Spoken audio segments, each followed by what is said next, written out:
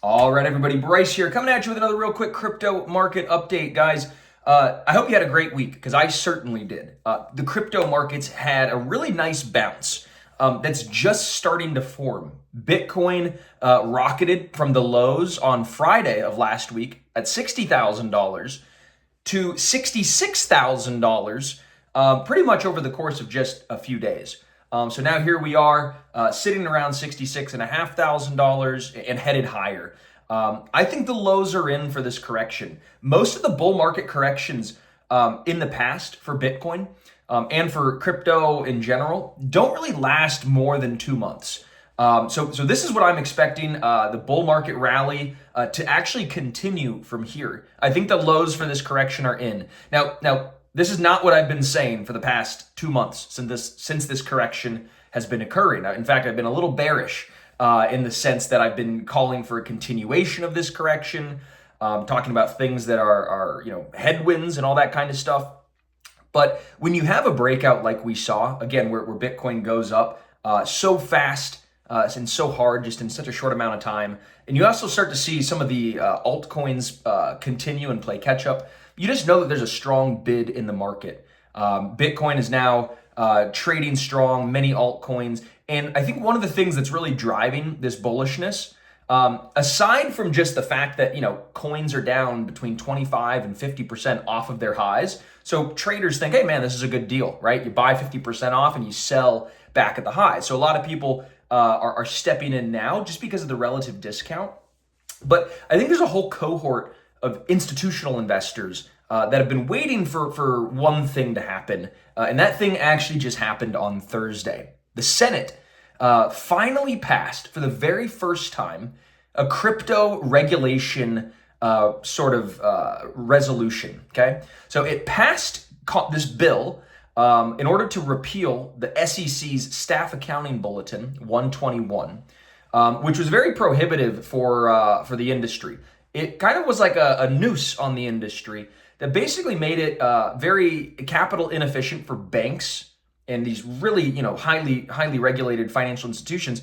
It made it very hard for them to hold crypto, which was very sort of un-American, because guess what?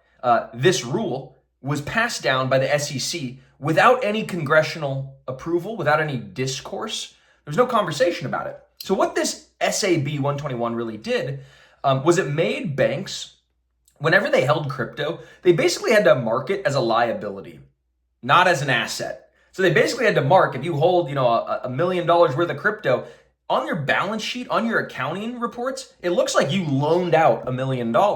So it reduces sort of the amount of exposure that you can carry, right? Because, if you have assets, you could, collateralize against them. With loans, you can also collateralize against them. But there's just different sort of accounting practices that basically made holding an asset look like it was a liability, which basically means nobody wanted to hold it.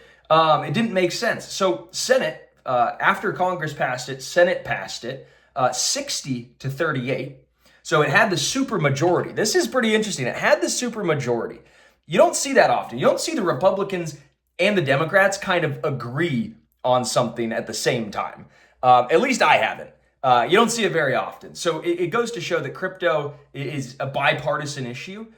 People who are on the left, people who are on the right, everybody wants to be involved and everybody wants to support this ecosystem, because we much rather have it here, fostering innovation and disruption in America, than our enemies or our adversaries, I think is probably the politically correct way to say it. Okay, so we want to make sure that crypto is homegrown here in the States, and Congress and Senate both approved it. So now it's up to the president.